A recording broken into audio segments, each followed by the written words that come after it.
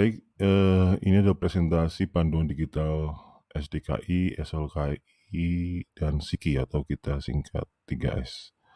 Jadi saya akan, membagikan bagaimana atau apa saja manfaat dan peluang pengembangannya, sekaligus nanti juga saya akan menemukan, kemudian dengan tujuan untuk meningkatkan mutu pelayanan dari, Fasiankes. Sebagai pengenalan, jadi panduan digital 3S ini adalah sebuah platform digital berbasis teknologi ya, sebagai bentuk inovasi untuk, penggunanya ya, supaya dapat memberikan solusi atas isu untuk upaya peningkatan kapasitas pemberi layanan area keperawatan. Jadi tidak hanya berfungsi sebagai pengganti buku fisik SDKI, SLKI, dan SIKI, tapi juga panduan digital 3S ini dapat dimanfaatkan untuk menunjang pengelolaan sistem asuhan keperawatan secara keseluruhan. Tentu di sisi peningkatan pengetahuan dan pemahaman terhadap standar asuhan keperawatan. Dilatar belakangi dengan keresahan bagaimana sebuah standar yang tertulis pada buku itu cukup sulit untuk dipahami dan digunakan dari berbagai kalangan, mulai dari mahasiswa, kemudian juga dari perawat maupun dari pengelola Fasiankes. Dan ini kalau untuk Fasiankes ini adalah kewajiban dari manajemen dalam hal ini untuk memberikan dukungan dalam penyediaan sarana pembelajaran tentang standar asuhan keperawatan. Dan tidak hanya memberikan sosialisasi cara penggunaan buku saja, tapi juga yang lebih penting adalah bagaimana mensinergikan secara kontekstual apa yang terdapat di dalam buku 3S itu terhadap kemampuan perawat untuk melaksanakan proses keperawatan mulai dari pengkajian sampai dengan evaluasi. Dan salah satu aspek dalam sistem manajemen kompetensi itu juga salah satunya adalah tersedianya infrastruktur dan sarana pembelajaran yang efektif serta mudah diakses.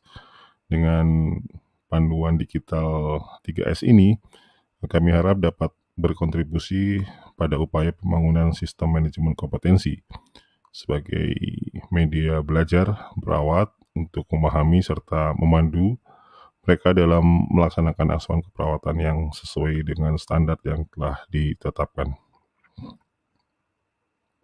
Di dalam panduan digital ASKEP ini, ya 3S ini ada beberapa fitur unggulan ya, dan ini dibangun dengan menggunakan aplikasi no-code yang paling populer yaitu Notion. Jadi ini engine-nya pakai Notion ya, jadi sangat mudah untuk kita kembangkan, baik digunakan seterusnya atau menjadi prototype atau prarupa dari aplikasi. Dan panduan digital ini isinya lengkap, mulai dari total untuk seluruh 149 SDKI ya, termasuk juga di dalamnya ada tanda dan gejala, kemudian faktor penyebab, kondisi klinis yang terkait, kemudian juga faktor risiko, luaran keperawatan baik utama dan tambahan, juga intervensi utama dan intervensi pendukung. Ini untuk seluruh 149 SDKI. Dan panduan digital 3S ini juga dapat dimanfaatkan untuk mengelola SOP keperawatan atau SPO keperawatan, dan juga diintegrasikan dengan manajemen kompetensi dan kinerja.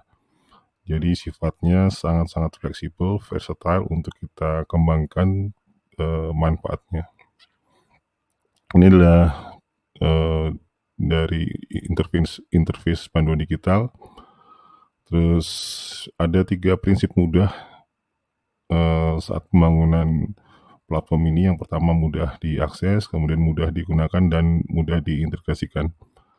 Untuk yang pertama mudah diakses, jadi syaratnya yang kita jadikan kualifikasi atau persyaratan itu adalah mudah diakses di mana saja, baik tanpa internet maupun tidak ada internet. Juga bisa diakses dari mana, media apapun ya, jadi dari tablet, kemudian dari PC, laptop, juga dari handphone. Kemudian mudah digunakan juga. Ini kita rancang ada yang dalam bentuk menu rangkuman 149 SDKI, juga dari berbagai pintu masuk ya, artinya dari kita sebelum mengetahui diagnosisnya, kita lihat dulu tanda gejalanya, kemudian kita sinkronkan dengan kondisi klinisnya, juga dari faktor penyebabnya.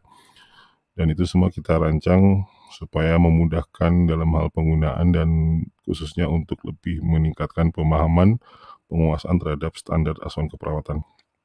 Dan yang terakhir adalah mudah diintegrasikan. Jadi panduan digital 3S ini kami rancang untuk selalu berkembang ya. Jadi tidak aplikasinya tidak dalam bentuk aplikasi yang baku, tapi dalam bentuk no code ya, tanpa coding. Jadi integrasi nanti bisa dilakukan atau dikembangkan misalnya kepada SOP keperawatan, untuk melaksanakan penilaian tingkat kepatuhan SOP, kemudian untuk membuat rancangan kewenangan klinis, macam-macam ya. Jadi terserah, nanti bisa digunakan apapun sepanjang itu terkait dengan manajemen pelayanan area keperawatan. Kita walk through satu-satu. Jadi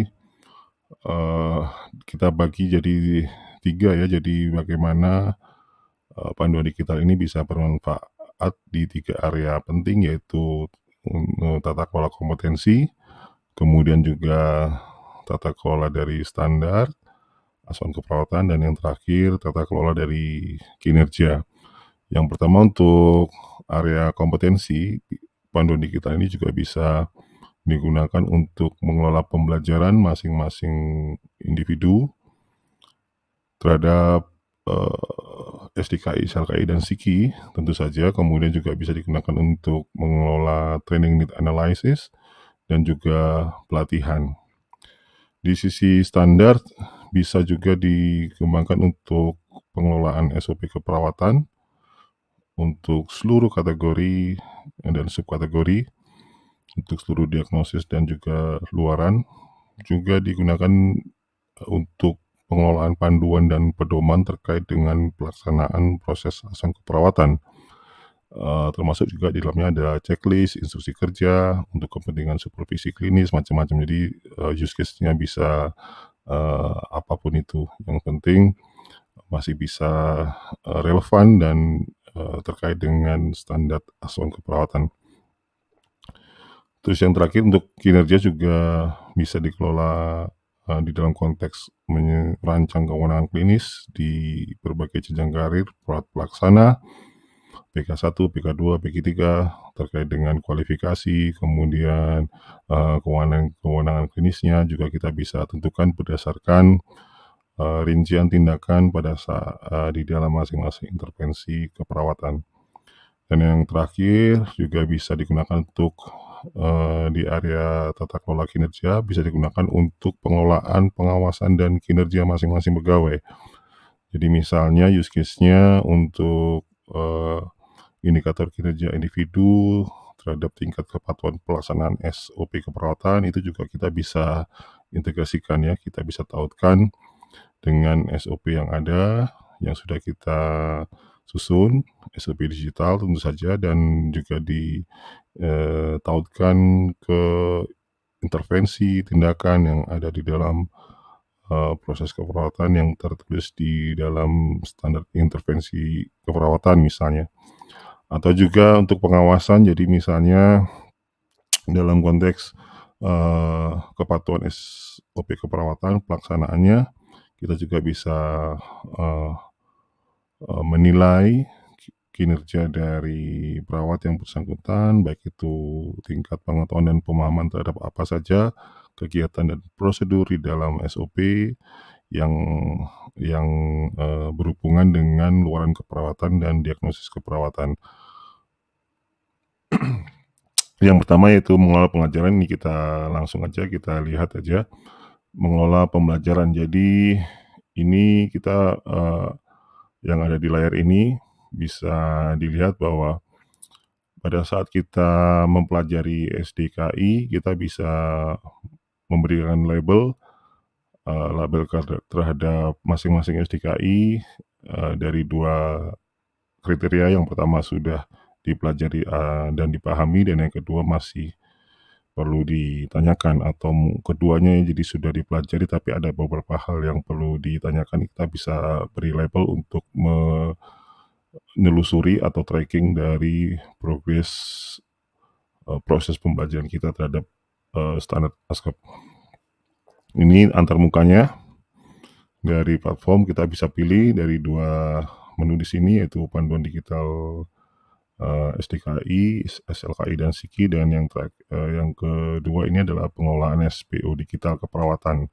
Nah, ini contohnya untuk di rawat inap. Tentu saja karena jumlah SOP yang ada di buku pedoman SOP keperawatan itu,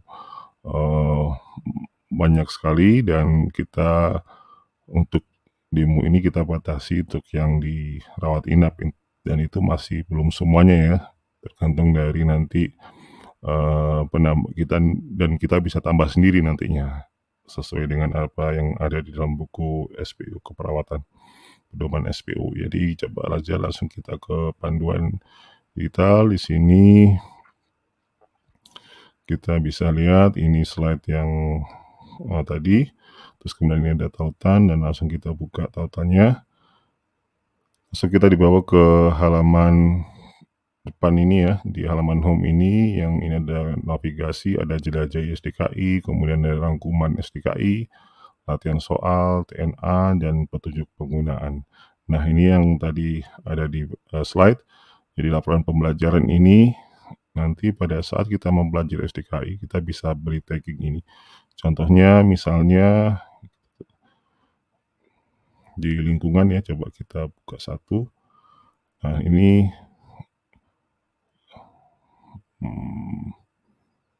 kita tutup dulu seperti yang kebuka. Nah, contohnya, nah ini kita bisa beri tag di sini, centang sudah dipelajari, dan yang kedua ini perlu ditanyakan. Nah, kalau ini kita centang sudah dipelajari, nantinya dia akan otomatis pindah nih. Nah, nanti jadi lingkungan ya, jadi lingkungan tadi. Nah, ini berhasil mempelajari 1 SDKI nomor ini 129 ya. Nanti diberi tanda di sini, di strike through nya, dicoret ini. Nah, kalau ini juga posisinya masih ada yang perlu ditanyakan, misalnya kita membuat catatan, terus kemudian kita bisa beri tanda di sini. Kita mungkin tanya ke dosen atau tanya ke atasan ya terkait dengan SDKI ini. Nanti juga akan muncul laporannya di sini ya. Nah, ini.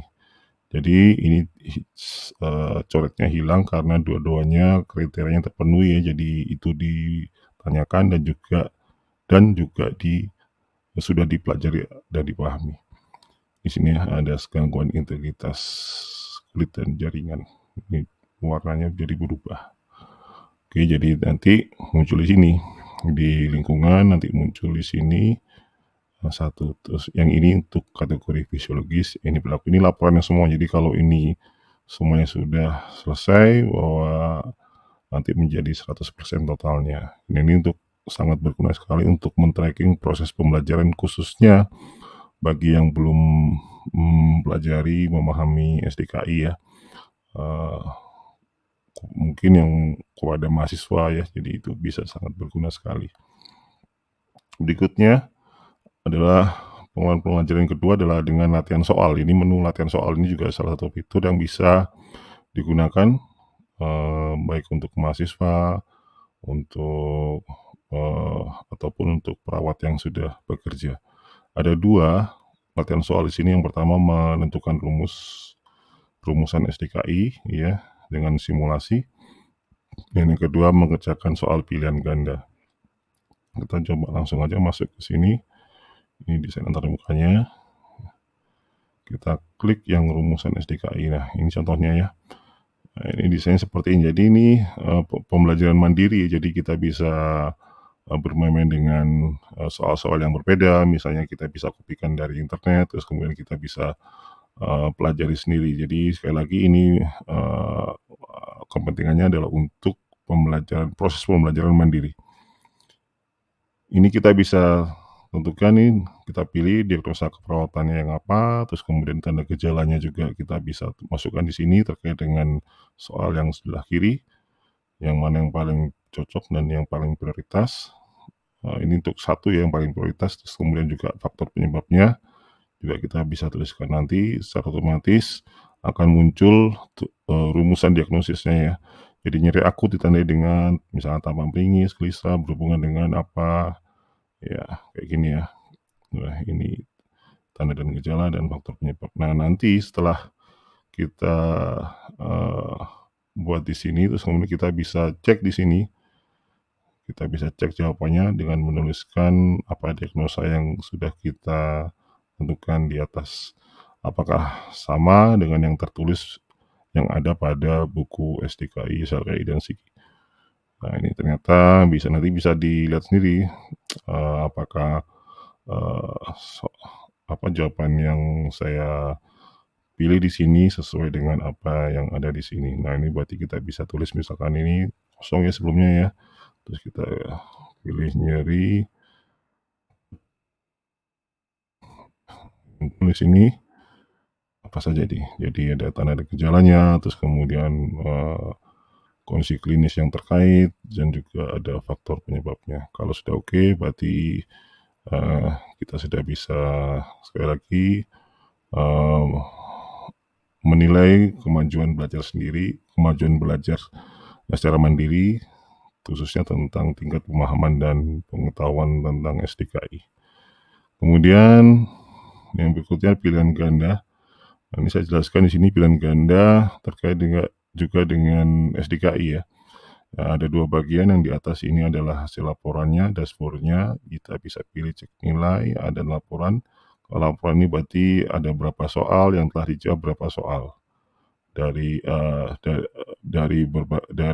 soal yang tersedia telah dijawab berapa. Terus kemudian ada juga dasarnya karena di dalamnya masih ada yang salah. Ini cek nilainya dari nanti muncul sesuai dengan jawaban yang telah kita beri. Nah, ini juga salah satu cara untuk belajar mandiri juga. Jadi kita bisa input soalnya di sini ya, kita bisa input secara mandiri dari soal-soal yang ada misalkan dari ujian kompetensi, kita bisa input di sini, terus kemudian kita berikan jawabannya, atau dengan bantuan teman misalnya ya. Jadi ada teman satu saling belajar bersama, teman yang A itu mengisi soal dan juga jawabannya, terus kemudian teman yang B kemudian bisa mengerjakan soal tersebut. Jadi itu sifatnya belajar kelompok.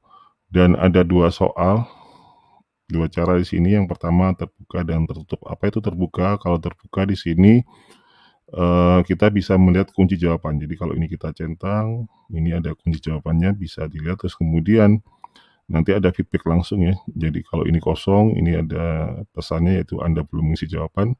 Kalau kita centang salah, nanti akan muncul pesan maaf, jawaban Anda masih salah.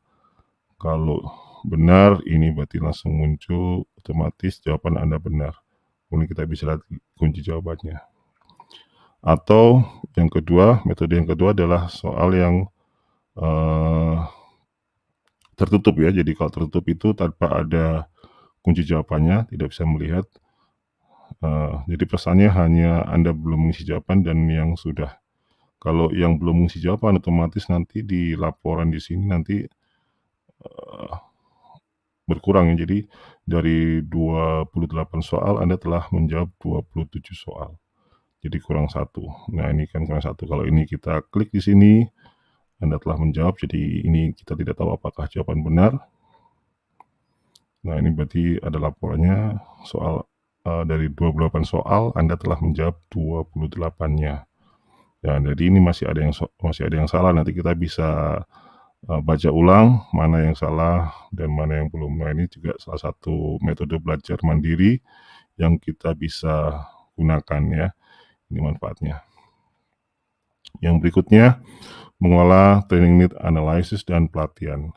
Nah, ini metodologis ya, kita bisa buka di sini, di halaman atau dari halaman home yang depan, itu nanti kita bisa pilih menu yang TNA. Di navigasi, nah ini TNA, jadi ada catatan sini ya. Jadi salah satu TNA yang kita bisa pakai metodologinya, teorinya adalah yang mengacu pada DIF, metodologi DIF. Jadi ada difficulties, importance, dan frekuensi. Nah, karena SDKI dan SLKI ini terdiri dari berbagai macam aspek ya, di dalamnya ada intervensi, di dalamnya ada tindakan, di dalamnya ada luaran keperawatan, dan bisa satu luaran itu digunakan pada beberapa diagnosis, atau intervensi juga bisa digunakan pada beberapa diagnosis. Jadi sifatnya itu saling berelasi gitu ya, saling terkait satu dengan yang lain. Nah, maka kita bisa gunakan teori DIF itu, metodologinya, untuk menentukan mana saja sih yang misalnya yang luaran keperawatan yang paling sering muncul. Nah, itu juga bisa. Terus kemudian dari tindakan-tindakan itu atau intervensi itu mana yang paling sering. Terus kemudian di dalam satu intervensi itu berapa sih jumlah tindakannya. Nah, dari seluruh intervensi itu kita bisa hitung rata-rata jumlah tindakannya, terus kemudian nilai tertingginya berapa, kuartil atas dan kuartil bawah juga kita bisa hitung. Nah, kemudian itu kita bisa jadikan dianalisis datanya, kemudian kita bisa jadikan faktor penentu untuk kita menentukan TNA. Dan kalau kita pelajari lebih lanjut, ini hanya salah satu ya. Jadi biasanya kalau kita menggunakan DIF itu kita pakai metode survei ya. Nah, ini juga salah satu yang kita bisa gunakan. Jadi kita bisa kombinasikan antara survei dan hasil data analisis yang ada di buku SDKI SLKI SIKI. Contohnya nanti kita bisa cari lebih lanjut, analisis lebih lanjut dari jumlah tindakan. Nah, ini juga nanti kita bisa tentukan berdasarkan kriteria. Jadi kalau kita lihat itu rata-rata jumlah tindakan itu sekitar 14,2 kalau tidak salah. Itu dari seluruh intervensi. Dari seluruh intervensi yang ada di buku SIKI itu rata-rata jumlah tindakannya 14. Nanti kita bisa tentukan jumlah nilai maksimal dan nilai minimalnya. Terus kemudian kita tentukan nilai tengahnya dan kita bisa tarik kuartil atas, kuartil bawahnya. Nah, kita bisa tentukan jadi di nilai tengahnya 14, kemudian kuartil atasnya 21, jadi di atas 21 itu masuk grade A, misalnya kita bisa kasih skor A. Terus kalau 14, 7-14 itu masuk di kuartil bawah, itu kita bisa tentukan kita kasih skor grade B atau 7-14. Nah, ini ya. Ya, lebih atau sama dengan 7-14. Ini 14-21, ini 21 ke atas. Jadi sifatnya ini, sekali lagi ini kriteria-kriteria ini sifatnya opsional. Jadi saya hanya memberikan contoh saja bagaimana data-data yang ada di buku SDKI, SLKI, dan SIKI itu kita bisa jadikan alat pembuat keputusan untuk kita menentukan proses TNA. Nah, ini kemudian kita bisa eksplorasi lebih lanjut ya, kita bisa elaborasi untuk menentukan media pelatihan, kemudian jenis pelatihannya seperti apa, itu juga bisa ya. Jadi ini contoh saja, jadi misalnya, ada 3 jenis kategori, cara pelatihan, yang pertama SPU dan supervisi, yang kedua training oleh tim internal, dan yang ketiga training intensif.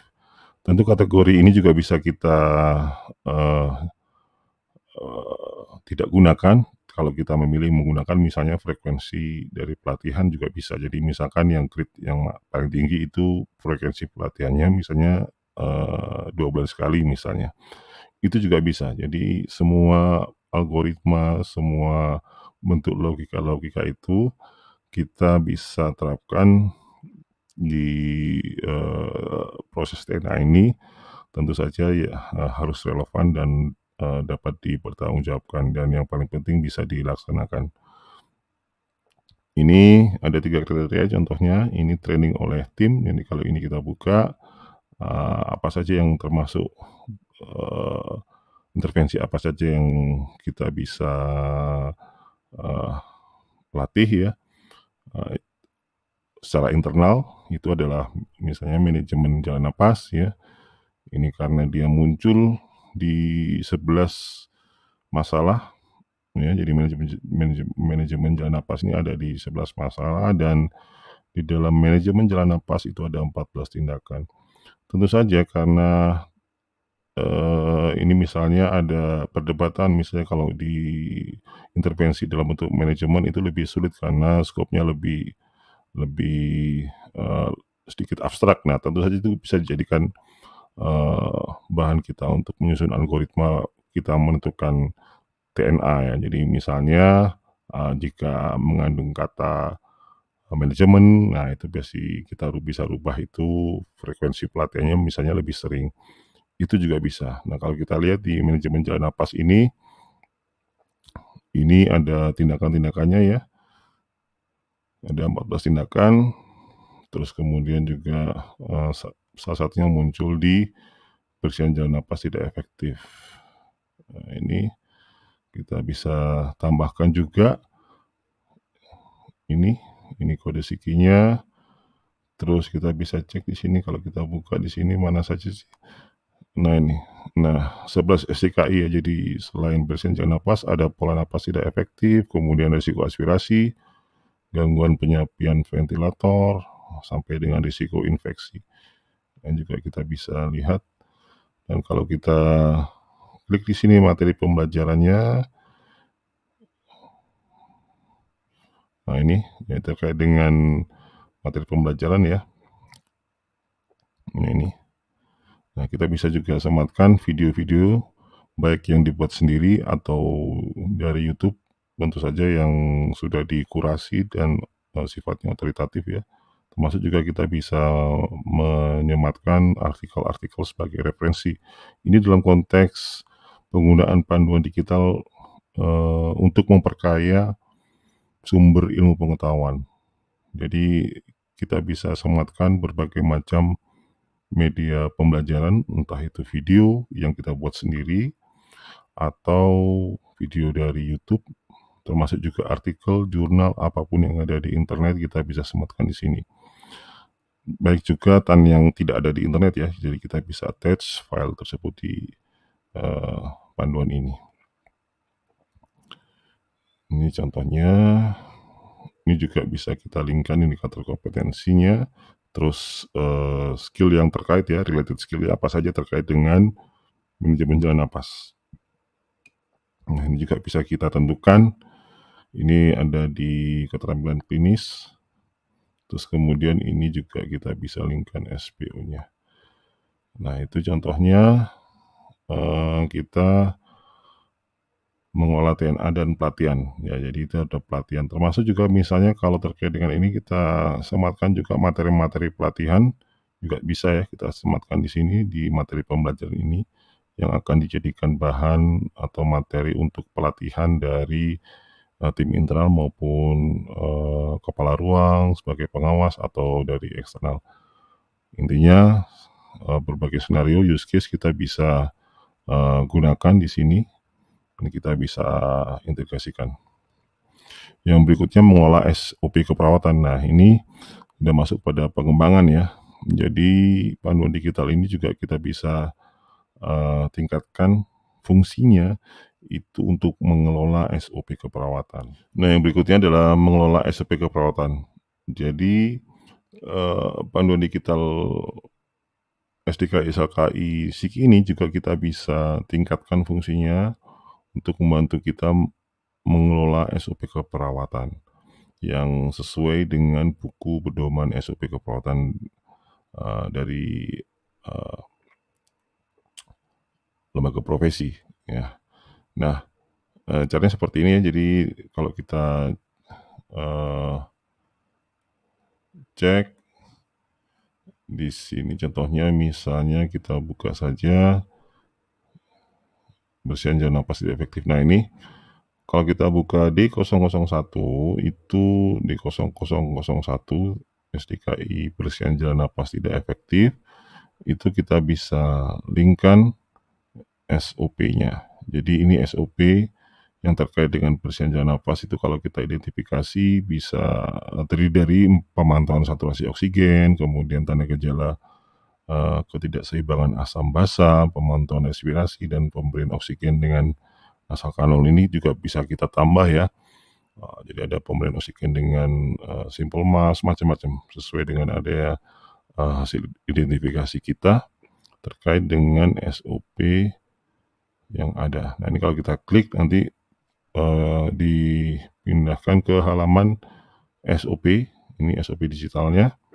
Jadi kita bisa isi apapun, ini sifatnya opsional ya. Jadi bisa di custom sesuai dengan kebutuhan Fasiankes. Ini ada 25 prosedur, terus kemudian terkait dengan luaran keperawatan apa saja ini juga kita bisa dapatkan informasinya di sini. Ini bersihan jalan nafas, kriterianya meningkat, tujuannya meningkat, kemudian pertukaran gas ini meningkat, pola napas membaik, ini semua ada di sini. Ini sesuai dengan buku pedoman dan ini terkait dengan diagnosa keperawatan ya. Jadi pemantauan saturasi oksigen itu bisa terkait dengan diagnosis ini nih, bersihan jalan nafas tidak efektif, terus kemudian pola napas tidak efektif ini. Jadi ini ada informasi ini ada di dalam buku pedoman SOP keperawatan ya.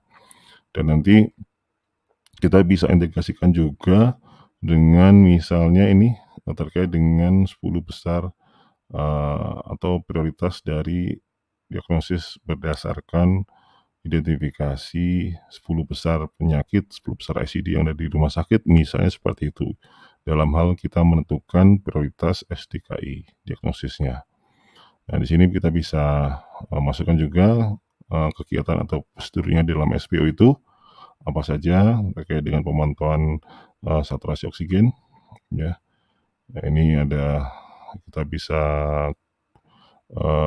kelompokkan prosedur-prosedur atau kegiatan itu misalnya dari prainteraksi, orientasi, interaksi ya, dokumentasi macam-macam. Terus kemudian kita bisa beri label juga mana saja yang memiliki aspek kritis yang paling difokuskan, misalnya juga bisa mutu bagunya atau mutu bagu output, kelengkapan waktu, keterangan, ini juga kita bisa atur di sini. Masuk kita juga bisa kelola nantinya sifatnya misalnya checklist dan instruksi kerja juga bisa. Contohnya ini. Nah, ini misalnya di dalam prosedur-prosedur itu ada satu prosedur yang memiliki checklist. Nah, nanti kita bisa breakdown, kita bisa lihat ini ada checklistnya. Misalnya ini terkait dengan pemantauan saturasi oksigen, ini ada kegiatan atau prosedur isinya yaitu melakukan hand hygiene misalnya. Nah, atau bisa cuci tangan ya, ini juga kita bisa tentukan, kita bisa ganti. Nah, ini misalkan cuci tangan di sini, terus kemudian hand hygiene di sini kita bisa isikan juga di sini checklistnya hand hygiene sama checklistnya cuci tangan. Nah, ini apa saja, ini gambarnya secara visual. Itu juga kita bisa atur apapun itu ya. Nah, itu contohnya. Terus kemudian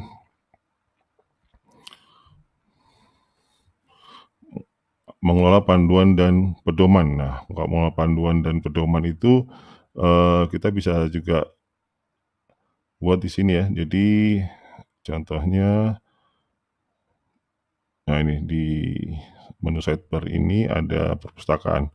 Jadi tujuannya adalah kita meng-compile atau membuat, semacam bank data terkait dengan, sumber-sumber atau resources dari ilmu pengetahuan, terkait dengan SDKI kita tempatkan di sini. Bisa dalam bentuk buku, bisa dalam bentuk panduan atau video, artikel, macam-macam ya. Nah ini kalau kita lihat di sini panduan, misalnya ini ada panduan kurikulum kesehatan, keselamatan pasien, atau panduan melaksanakan apa, atau panduan mengoperasionalkan mesin ventilator atau apapun itu, kita bisa taruh di sini sebagai sumber ilmu pengetahuan. Terus kemudian kita bisa konekkan juga dengan SPO. Ya, jadi ini kita bisa konekkan di sini nih. Contohnya misalnya kita bisa konekkan ke SPO yang ada di sini. Panduan kurikulum keselamatan pasien ini misalnya, itu kita bisa pilih ini terkait dengan SPO yang mana. Jadi lengkap sekali. Jadi misalkan di dalam satu SPO itu ada yang membutuhkan panduan khusus misalnya terkait dengan penggunaan alat atau kebersihan atau apapun itu, tergantung use case-nya kita bisa tempatkan di sini. Oke, terus kemudian mengelola kewenangan klinis. Jadi ini kewenangan klinis yang ada di dalam intervensi ya. Nah, ini contohnya misalnya kita buka lagi aja yang paling mudah. Ini misalkan ini ya. Nah, ini kita pilih isinya di sini ya. Ini intervensi. Nah, nilai intervensi bersihan jalan napas itu ada 3 intervensi utama, yaitu manajemen jalan napas, kemudian pemantauan respirasi, dan latihan batuk efektif. Nanti di dalam satu intervensi, itu yang memiliki beberapa tindakan, kita bisa tentukan siapa pelaksananya dan kewenangannya seperti apa. Nah, ini misalnya saja ini kewenangannya adalah mandiri, ya. Terus kemudian pelaksananya adalah perawat klinis.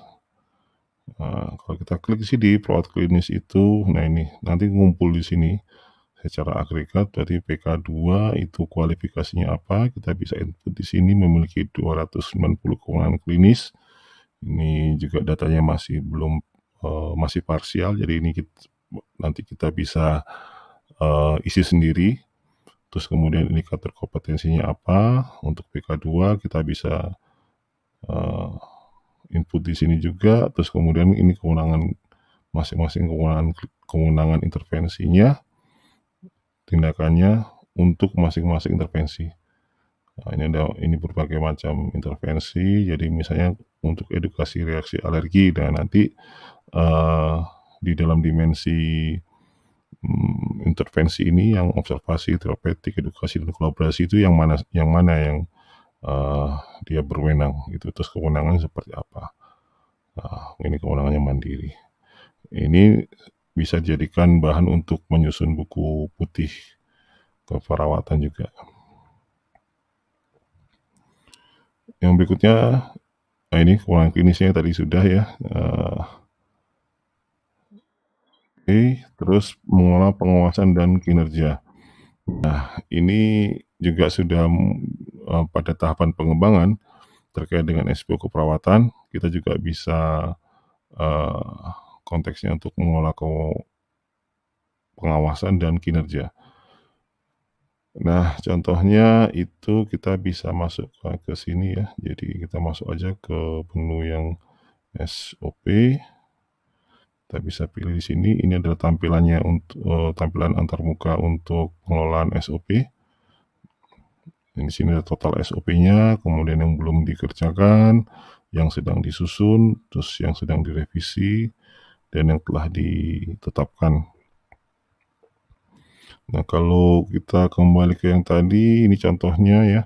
Jadi contohnya pada saat kita bisa melakukan supervisi ya atas SPO yang sudah kita input di sini, terus supervisinya di sini. Nah, ini adalah supervisi terhadap SPO.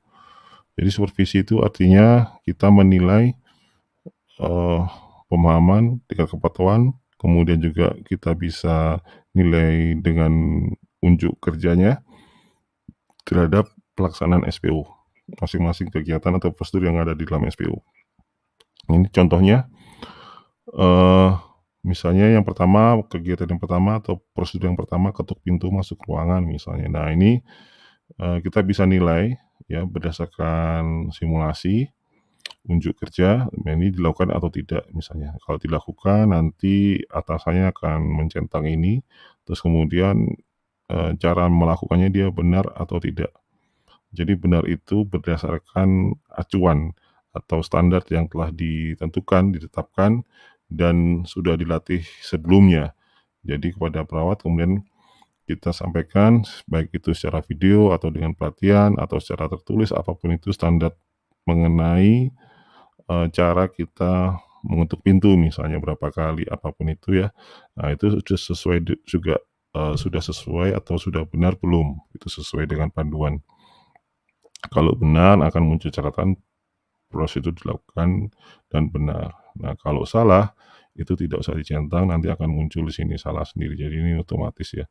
Nah, kalau ini benar, ini akan hilang. Kalau ini tidak dicentang, ini akan salah. Jadi prosedur dilakukan tapi masih salah. Nah itu. Terus kemudian nanti kita bisa lihat masing-masing dari pelaksanaan SPO itu nilainya. Jadi ini misalnya halaman nilai. Nah, nanti bisa muncul halaman nilainya terkait dengan hasil supervisi SPO itu berapa. Nah, itu. Jadi otomatis akan muncul nilainya. Jadi kita bisa tentukan kriterianya, target nilainya berapa, dari total tindakan dibandingkan total tindakan yang dilakukan dan yang benar dibandingkan dengan jumlah seluruh tindakan yang ada di jumlah seluruh prosedur yang ada di dalam SPO, kita bisa grading nilainya. Nah, ini ada nilainya 68, kemudian kalau targetnya 70 misalnya, itu berarti dia tidak lulus. Ya, ini ada kesimpulan juga. Jadi dari 25 prosedur pada SPO ini, jumlah prosedur yang dilakukan adalah 21, jumlah prosedur yang benar 11 dan yang salah 14. Nah, ini yang salah yang mana, yang benar yang mana, ini yang sudah ya, yang dilakukan. Nah, ini yang tidak dilakukan. Ini berikan salam, ini ya totalnya ya. Terus kemudian ini yang salah, dilakukan tapi salah, ini jumlahnya. Dan nanti nilai ini juga bisa kita grading ya. Jadi misalnya bobotnya untuk yang dilakukan itu lebih besar daripada bobot yang salah, itu juga bisa. Itu tergantung algoritma masing-masing dari tim internal atau dari manajemen. Terus kemudian rekomendasinya, nah nanti muncul di sini kalau tidak lulus ya nanti juga keputusannya apa? Apakah mentoring ataukah misalnya OJT atau training atau belajar mandiri, rekognisi pembelajaran lampau, macam-macam ini semuanya terkait ada sesuai dengan sistem manajemen kompetensi dari masing-masing Yankes. Nah yang sudah lulus, nah ini karena nilainya di atas 70 ya, kalau kita gunakan 70 sebagai target nilai, ini berarti dia untuk SPO ini lulus. Terus ini kesimpulannya dari 27 prosedur, itu yang benar 25, yang benar 16, yang dilakukan 25, yang salah 11. Jadi sangat-sangat objektif. Terus yang kritis, nah ini kalau tadi sudah dari satu SPO itu ada beberapa jumlah prosedur kan, itu kita bisa beri label mana yang merah, mana yang hijau, mana yang kuning, dan yang merah itu termasuk aspek kritis. Jadi ini bisa memberikan pemahaman kepada perawat yang bersangkutan bahwa dia mana yang tidak melakukan aspek kritis. Benar atau sudah dilakukan tapi masih salah, atau sudah dilakukan dengan benar, nah itu juga bisa kita lihat dari berbagai aspek. termasuk di dalamnya aspek kritis. Ini kita beri label di sini. Jadi yang termasuk yang tidak dilakukan untuk prosedur kritis yaitu yang ini misalnya. Nah, ini dia tidak cuci tangan. Jadi menentukan prosedur kritis sama tidak itu juga masing-masing dari metodologi ya, diskusi misalnya dikaitkan dengan kriteria dampak, kemudian pasien safety, di dalam konteks manajemen risiko itu juga bisa. Nah, nanti rekomendasinya karena ini lulus, ini tidak ada rekomendasi. Ini pun juga rekomendasi kita bisa custom terkait sesuai dengan permintaan dari atau kebutuhan dari Yankes. Oke, terus kemudian ini tadi sudah kita sampaikan ya. Nah, jadi dengan adanya panduan digital yang kelihatannya simpel ya, jadi seolah-olah hanya memindahkan isi yang ada dalam buku terhadap ke platform digital itu, tapi ternyata kita bisa gunakan sampai kita perluas fungsinya sampai ke penataan atau tata kelola kompetensi, tata kelola standar, dan tata kelola kinerja dan pengawasan. Dan ini tentu saja membawa dampak yang positif bagi penghematan, juga menghilangkan pemborosan dalam hal waktu, biaya. Karena apa? Kita sudah merancang seluruh penerapan standar proses ASCAP itu yang mengacu pada standar sampai kepada level eksekusi atau aplikasinya di lapangan. Jadi bisa untuk menilai tingkat kepatuhan SPO, tingkat pemahaman SPO, bisa untuk menilai atau menentukan variabel dalam indikator kinerja individu atau IKI, indikator kinerja unit atau ruangan, macam-macam ya. Terus kemudian kita juga bisa kelola panduan pedoman, media pembelajaran untuk pelatihan, menentukan TNA, membuat latihan soal, apapun itu. Jadi ini sekali lagi tergantung dari skenario dari perusahaan atau rumah sakit. Tapi kita bisa pastikan dan itu akan menghemat sampai dengan 60% sumber daya organisasi, khususnya waktu dan biaya ya. Jadi bisa lebih hemat. Nah, roadmap ke depannya itu nanti kita akan dilakukan juga intervensi asuhan keperawatan dengan media pembelajaran. Ini masih dalam proses karena masih banyak sekali intervensi yang belum berisi media pembelajaran dan dalam proses kurasi ya. Jadi setelah kita tentukan, setelah kita identifikasi video-video mana yang otoritatif ya, yang diberikan oleh expert, ahli di bidangnya, terus kemudian yang terpercaya, nanti kemudian kita filter lagi, kita kurasi lagi apakah video itu layak tampil dan dijadikan media pembelajaran. Itu juga masih dalam proses. Terus kemudian database SOP yang lebih lengkap ya. Jadi SOP keperawatan itu karena sesuai dengan kebutuhan yang menggunakan adalah Fasiankes dan sesuai dengan kebutuhan, tentu dalam hal input database SOP keperawatan ini menyesuaikan feedback atau kebutuhan dari masing-masing Yankes. Yang mana saja yang wajib atau masuk di dalam SPO keperawatan. Nah, itu biasanya kita menggunakan tim khusus. Terus yang berikutnya adalah melengkapi database perpustakaan sebagai sumber ilmu pengetahuan. Nah, ini juga bisa dari internal organisasi misalnya, atau dari yang sifatnya eksternal, yang sifatnya public resource. Oke, sebagai penutup, panduan digital 3S ini, SDKI, SLKI, SIKI ini adalah digunakan sebagai salah satu strategi untuk memperkuat tata kelola kompetensi, kinerja, dan pelaksanaan standar asuhan keperawatan. Dan dengan adanya panduan digital SDKI, SLKI, dan SIKI ini, harapannya kita bisa capai peningkatan mutu pelayanan melalui kinerja perawat yang memiliki kompetensi kerja dengan dukungan panduan digital 3S. Ini ada kontaknya, dan akhir kata terima kasih atas perhatiannya. Assalamualaikum warahmatullahi wabarakatuh.